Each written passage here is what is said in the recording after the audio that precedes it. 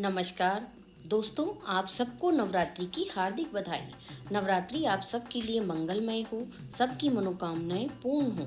आज से 9 दिन तक मैं आपके सामने नवरात्रि से संबंधित सारे पाठ, दुर्गा सप्तशती का पाठ, दुर्गा सप्तशती जिसे देवी महात्म्य और चंडी नाम पाठ के नाम से भी जाना जाता है, एक धार्मिक हिंदू ग्रंथ है जिसमें राक्षस महिषासुर पर देवी दुर्गा की जीत का वर्णन है। यह ऋषि मार्कंडेय द्वारा लिखित मार्कंडेय पुराण का हिस्सा है।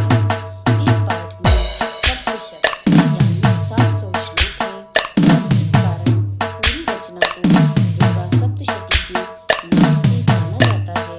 700 श्लोकों को 13 अध्यायों में व्यवस्थित किया गया है। धार्मिक पाठन के प्रयोजनों के लिए 700 छंदों के पहले और बाद में कई सहायक पाठ जोड़े गए हैं। दुर्गा सप्तशती का अनुष्ठानिक पाठ देवी दुर्गा के सम्मान में नवरात्रि अप्रैल और अक्टूबर के महीने में 9 दिन की पूजा समारोह का हिस्सा होता है। मैं 9 दिन तक कोशिश करूंगी कि आप सबके सामने दुर्गा सप्तशती के सारे पाठ नियमानुसार हिंदी में पढ़ सकूं और आप सबको सुना सकूं। कृपया मेरी इस कोशिश में मेरी मदद करें। यह शाक्त परंपरा का आधार एवं मूल है। आज हम जानेंगे कि अगर हम नवरात्रि में दुर्गा सप्तशती का पाठ करना चाहते हैं तो किस तरह से कर सकते हैं। दुर्गा सप्तशती में कुल 13 अध्याय हैं। अध्याय 1 के अंदर मधु और कैटभ का वध का वर्णन है। अध्याय 2 में महिषासुर की सेनाओं के वध का वर्णन है। अध्याय 3 में महिषासुर के वध का वर्णन है। अध्याय 4 देवी की स्तुति से संबंधित है। अध्याय 5 दूत के साथ देवी की बातचीत को बताता है। अध्याय 6 धूम्रलोचन के वध के बारे में है। अध्याय 7 चंद और मुंड के वध का बताता है। अध्याय 8 रक्त बीज का वध का वर्णन किया गया है। अध्याय 9 में निशुम्भ का वध, अध्याय 10 में शुम्भ का वध, अध्याय 11 नारायणी का भजन, अध्याय 12 गुणों की स्तुति, अध्याय 13 सुरथा और वैश्य को वरदान देना। देवी महात्म्य में बताया गया है कि कैसे देवी अपने द्वारा किए जाने वाले कार्यों के अनुसार कई रूप धारण करती हैं, कभी कभी मधुर और कोमल और कभी कभी भयानक और भस्म करने वाली देवी बन जाती हैं। देवी वह भ्रामक शक्ति हैं जो मनुष्य को संसार के निरंतर गतिशील चक्र में बांधती हैं। वे सबसे बुद्धिमान पुरुषों को भी धोखा दे देती हैं और उनके समान कोई भी बलशाली इस धरती पर नहीं है और आसमान या पाताल लोक में भी नहीं है। फिर भी वह अपने प्रसन्न होने वाले भक्त को मुक्ति प्रदान करने वाली होती हैं। अपने दिव्य खेल की निरंतरता के लिए उन्होंने अविद्या माया के रूप में हमसे सत्य को छिपा दिया है और हमें संसार में बांध दिया है। जब हम उसे सच्ची भक्ति और आत्मसमर्पण के अभ्यास के माध्यम से प्रसन्न किया जाता है तो वह विद्या माया के रूप में पर्दा हटा देती हैं और हमें सत्य का अनुभव करने में सक्षम बनाती हैं। दुर्गा सप्तशती में उन्हें महाविद्या, महामाया, महामेधा, महास्मृति, महामोहा, महादेवी और माहेश्वरी के रूप में संदर्भित किया गया है। वह पर ब्रह्म महिषी हैं, समस्त अस्तित्व की रानी और संप्रभु हैं। हमें नवरात्र के दौरान पूरे मन और श्रद्धा से उनकी उपासना करनी चाहिए।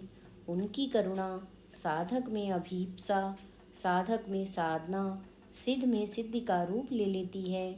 यह विचार, इच्छा, भावना, समझ, क्रिया, नाम और रूप के पीछे का सत्य है। कोई साधारण मनुष्य आराम से उनके बारे में नहीं जान सकता है, लेकिन अगर हम माता रानी के नाम का ध्यान करें, सच्ची श्रद्धा से उनका पूजन करें, व्रत रखें तो हम उन्हें प्राप्त कर सकते हैं। विद्या सम स्तम स्तव देवी भेद स्त्री समत सकला जगत्सु त्वयिकाये पूरिटां विद्यित का ते स्तुति स्तव्या पारा परोक्ति। अर्थ माँ सभी कलाएं और विज्ञान ज्ञान की सभी शाखाएं आपके संशोधन हैं। दुनिया की सभी महिलाएं आपकी अभिव्यक्तियां हैं। आप ही संपूर्ण सृष्टि में व्याप्त हैं। माँ के रूप में अनंत की कल्पना निरर्थक नहीं है। ऋग्वेद इस तथ्य का प्रमाण है कि प्राचीन काल में भी यह विश्वास था कि सर्वोच्च शासक एवं दयालु माता है। देवी दुर्गा या श्री के रूप में देवत्व की अवधारणा केवल एक सिद्धांत नहीं बल्कि जीवन का एक व्यवहारिक तरीका है। माँ के रूप में एक सूक्ष्म दार्शनिक भी शक्ति की अवधारणा से दूर नहीं रह सकता, क्योंकि वह मूलतः शक्ति का अवतार है और शक्ति से प्रेम है। उच्चतम बुद्धि और सबसे काल्पनिक तत्व मीमांसा केवल ज्ञान शक्ति की अभिव्यक्ति है और शक्तिवाद की सीमा से बाहर नहीं है। चंडी होम करने के लिए दुर्गा सप्तशती एक महत्वपूर्ण रचना है जो स्वास्थ्य प्राप्त करने और दुश्मनों पर विजय पाने के लिए प्राप्त किए जाने वाली सबसे महत्वपूर्ण होमों में से एक है। दुर्गा सप्तशती के श्लोकों का उच्चारण करते हुए चंडी होम किया जाता है और देवी दुर्गा को कुल 700 आहुतियाँ दी जाती हैं।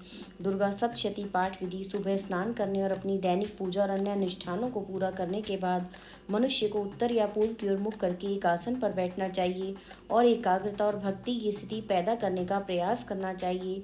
जब तक सबसे प्रभावी होता है पाठ पढ़ना, तब तक इसे दृढ़ विश्वास, भक्ति और सही उच्चारण के साथ किया जाता है।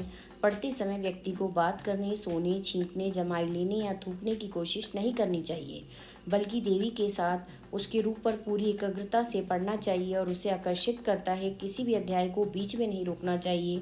पुस्तक को स्टैंड पर रखना अच्छा है, खासतौर पर तांबे की प्लेट पर।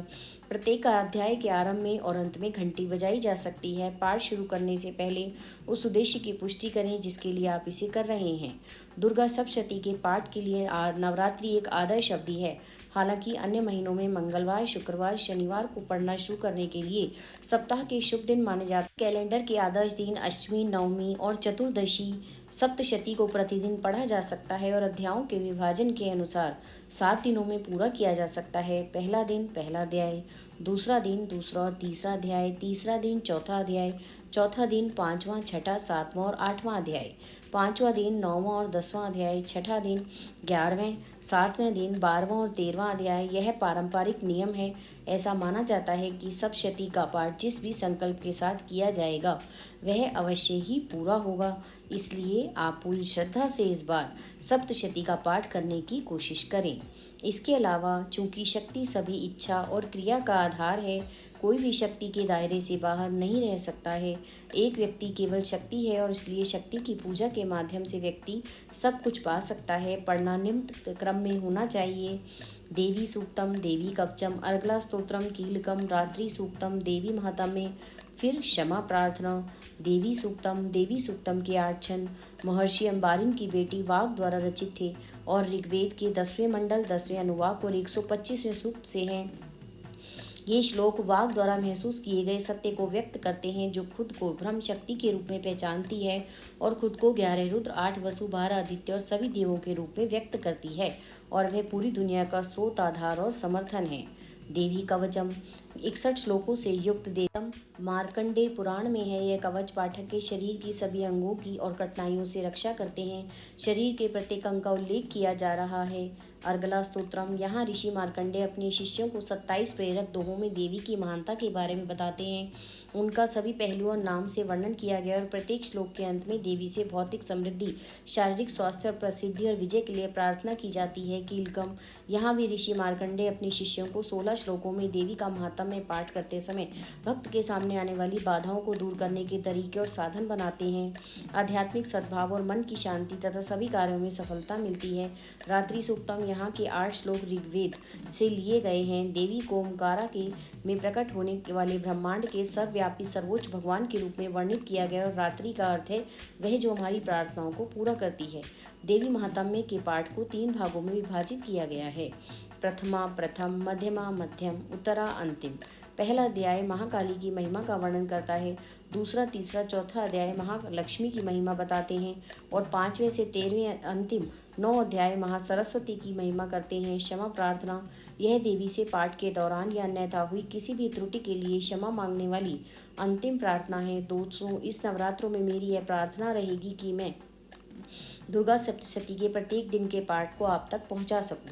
इसके लिए आप सब मेरे चैनल को लाइक, शेयर और सब्सक्राइब